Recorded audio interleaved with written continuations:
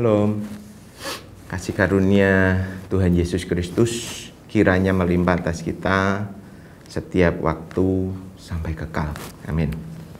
Mari kita baca satu ayat di 1 Timotius 1 ayat 2. Saya akan bacakan. Kepada Timotius, anakku yang sah di dalam iman, kasih karunia, rahmat dan damai sejahtera dari Allah Bapa dan Kristus Yesus Tuhan kita menyertai engkau.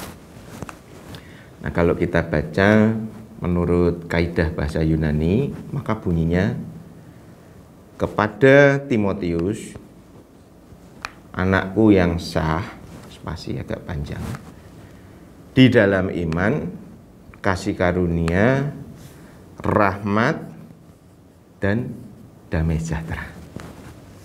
Nah, saudara, pernyataan Rasul Paulus bahwa Timotius ini adalah anakku yang sah, dalam bahasa Yunaninya genesio, genuine, asli, sah. Ini adalah maksud dari surat Paulus ini. Saudara, Rasul Paulus adalah warga negara Romawi. Itu dalam Kisah Rasul 22. Ketika waktu itu Paulus disesah tanpa diadili, kemudian perwira Romawi itu ditegur oleh Paulus. Loh, saya ini kan warga negara Romawi, kok kamu pukuli tanpa pengadilan? Saudara, bangsa Romawi adalah bangsa penjajah, dan Paulus memiliki kewarganegaraan Romawi karena kelahirannya. Sedangkan mereka, para prajurit yang memukuli Paulus itu, mereka kerja pada Romawi. Mereka harus mengabdi sekian puluh tahun hanya untuk diangkat jadi warga negara Romawi. Makanya mereka takut sekali dengan Rasul Paulus. Kenapa? Karena ada hak-hak istimewa terhadap warga negara Romawi. Nah, kalau kita kembali ke urusan Timotius itu, salah satu hukum Romawi yang berlaku pada masa itu adalah hukum di dalam keluarga Romawi, Roman Law of Family. Ada istilahnya patria potestas. Kalau seorang warga negara Romawi dia menyatakan di depan paling tidak 7 saksi bahwa orang ini adalah anakku yang sah, maka hukum patria potestas ini berlaku. Ada beberapa makna. Pertama, berarti Timotius adalah milik Paulus. Kemudian hak warisnya dia dapatkan. Kemudian kewarganegaraan Romawi juga otomatis dianugerahkan pada Timotius. Bayangkan saudara, prajurit aja kalau mau jadi warga negara Romawi dia harus susah payah. Ini Timotius diangkat jadi anak, jadi warga negara Rom, dapat hak penuh, sah seperti anak kandung Paulus, potestas, punyanya Paulus. Demikian juga dengan Titus. Yang saya pikirkan adalah, kenapa sih kok Paulus perlu menyatakan ulang bahwa Timotius dan Titus itu adalah anakku yang sah? Urusannya apa sebenarnya?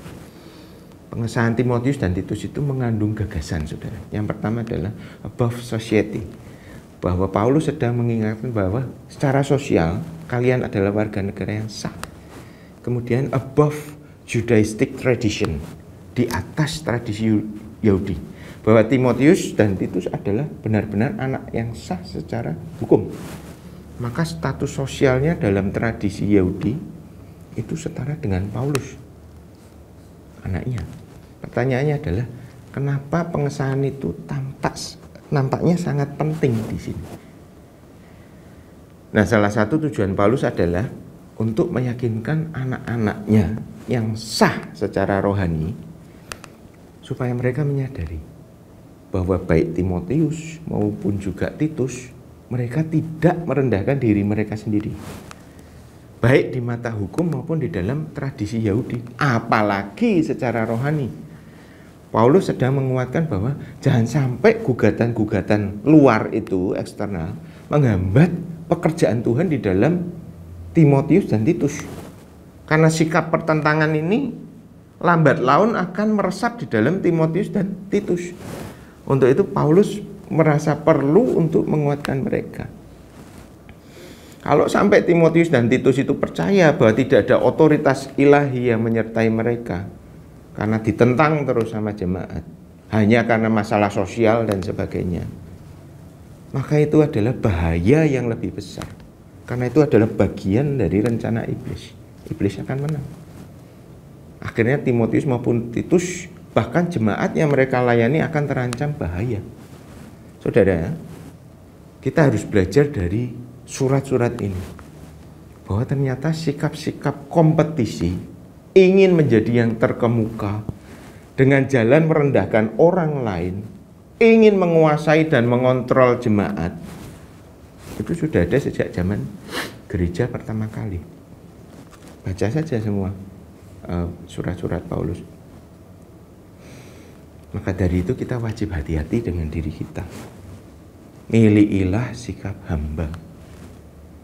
Barang siapa ingin jadi yang terbesar di antara kamu, hendaklah ia jadi pelayan atas yang lain, kata firman Tuhan.